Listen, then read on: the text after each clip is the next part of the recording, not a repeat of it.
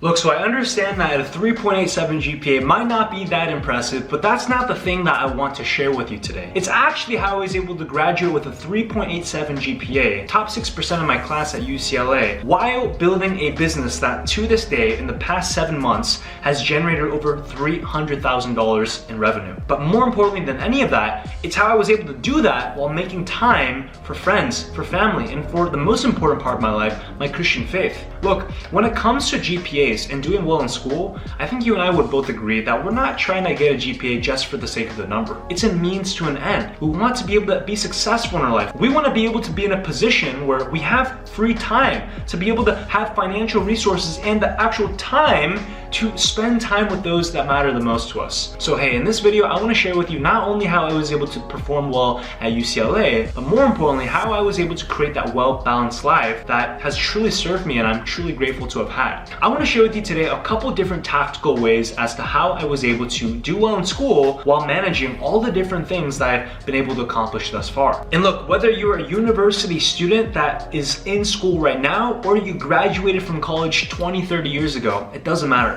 Because this video is more on the balance and the performance aspect of how to live a well-fulfilled life as opposed to just tactical things. So look, if you're a human being that desires to have more time and more freedom within your life, watch this video to the very end and let's jump right in. Look, the first lesson I want to share with you is really simple. It's that studying takes place in the classroom. And you might be thinking, well, Richard, that sounds kind of obvious, but let me dig a little bit deeper here. Look, when most people buy courses or invest in a coaching, or if you're a student at university and you're sitting in the lecture hall, a lot of students don't actually pay attention. I would vividly remember students sitting in front of me having their laptops open and online shopping on random websites. I vividly remember people texting others, going on social media when you're in lecture. Now, why is this an issue? Because you have to relearn the information 2 times. Someone who goes to class, sits down for the 60 to 90 minutes of the lecture, has to once again, the night before the test, cram and stay past 2 a.m. late trying to relearn all this information because they never learned it right the first time. I have a very strong belief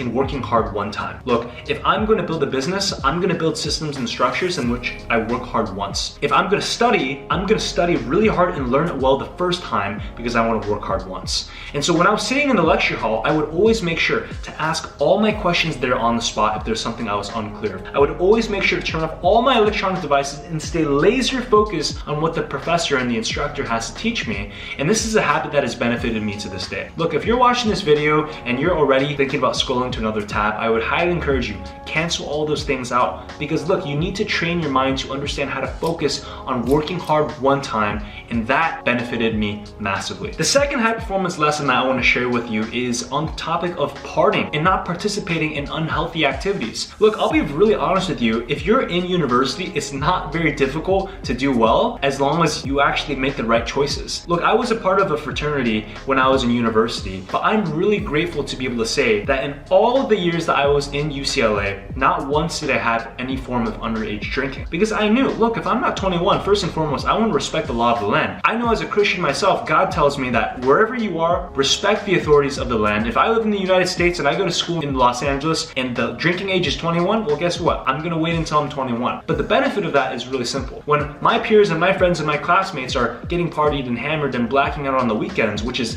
very destructive to their health, at the same time, it's dramatically decreasing their performance. And think closely here, it's actually kind of obvious. If you're spending every single Thursday or Friday night, or even the weekends, having 5-6 hours of pretty much drinking your heads off at nighttime and then sleeping until 2 p.m. the next day, what kind of time are you gonna be spending that you are missing out in terms of furthering your life? I use that time to build my businesses. I use that time to go on hikes with friends. I use that time to do really productive and wholesome activities to get to know other people and actually sit down for a meal and have a conversation. It was never difficult to make time for the gym. It was never difficult to make time for friends and for family because I always made sure that I prioritized certain things and canceled out all the unhealthy activities. So look, if you're heading into university or you graduated 20 years ago, I want to remind you that drinking, smoking weed, all that stuff, I'm not against any of it, but you also have to ask yourself, is that actually healthy for you? Is that something that you're going to say in 10, 15, 20 years? Man, I regret not smoking enough weed. I regret not drinking enough alcohol because for myself, I'm really grateful that I didn't participate in partying when I was younger. And no, I didn't feel like I was missing out because I was busy creating a lifestyle that truly mattered to me. Now, the third high performance lesson I want to share with you is to prioritize RRD.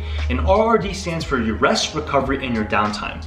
In university, chances are if you go to a top tier university, UCLA was ranked and still is the #1 ranked public research university in the United States. Everyone is constantly in a hustle mode. Everyone is trying to do better in school, participating in all these different extracurriculars, studying all these things, and you can always feel left behind. And what happens is everyone is kind of operating at this decreased state of energy levels because they're always tired. They're always sleep deprived. They come home from parties. They go to all these different extracurriculars, and because they never get enough sleep and they don't get enough rest, they're always operating at 70 to 80% efficiency. Now, when I was in university, one really important thing was I never compromised on my sleep. I was very, very clear that, look, when it's 10 p.m., when it's 9 p.m., I'm in bed. And just that one act of prioritizing my rest made such a massive distinction between me and my peers, because then I'm showing up to class and I'm actually able to pay attention. I'm actually working faster than other people around me because my brain is simply functioning at a faster and more productive state. Look, you don't want to neglect your rest, recovery, and downtime because that actually truly matters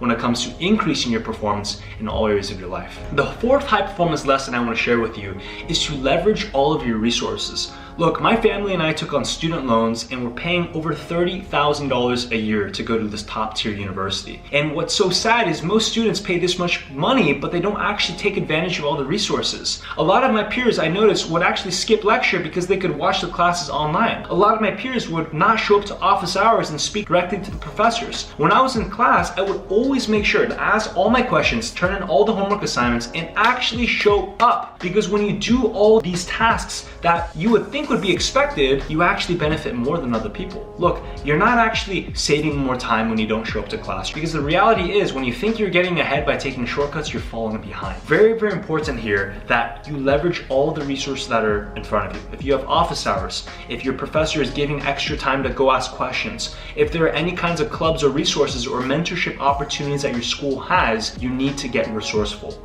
Another thing that I would always do was show up to networking events, shake hands with people that actually matter and that was interested in learning from the career fields and actually getting involved and getting proactive in this regard. Make sure you leverage all the resources that your university, that your community is providing to you, because that's going to be massive for helping you make waves in your performance. Look, at the end of the day, college is not just a number. I know you watched this video because you felt, oh man, he got a good GPA and I want to learn from that, and that's great, but I don't want you to get fixated on just the number, because college is not about your GPA, it's about who you become in the process. Now look, these are just a few short practical ways for you to increase your performance, to do better in university. But look, I want to share so much more with you, and that's why this coming Saturday, I'm actually going to be hosting a free live high performance masterclass in which I'm going to show you how to double your productivity and get back at least 10 hours of your current work week, even if you think you can't work any harder than you are right now. So if that's something that you'd be interested in, I want you to go ahead and click the first link down below. That's going to take you to the registration page where you can type your name, your email, and sign up for this coming Saturday's live masterclass. Over 200 people are going to be there in attendance. It's going to be a lot of fun. We're going to learn a lot, and I don't want you to miss out on this. I'm even going to be giving my high performance planner, my own personal schedule, and these things took me over 12 months to develop, and I might even be giving away a free iPad, so you don't want to miss out. And look, all my students here that have attended this masterclass have seen massive results. Just look at all the hours that they're getting back. The same could happen for you, so don't delay anymore. Click that link down below and register for the masterclass. And I want to remind you, this video was 100% free for you. Look, my team and I, my video editing, my operations team, and I put a lot of hard work into getting this quality content for you. So if you got any value from this video, the price that you pay is to text this link to a friend, copy it, share it with a friend, share it on Instagram. Make sure you tag me when you do. I'll put my Instagram right there. And I cannot wait to see you next time. Remember, how you do one thing is how you do everything. I'll see you later.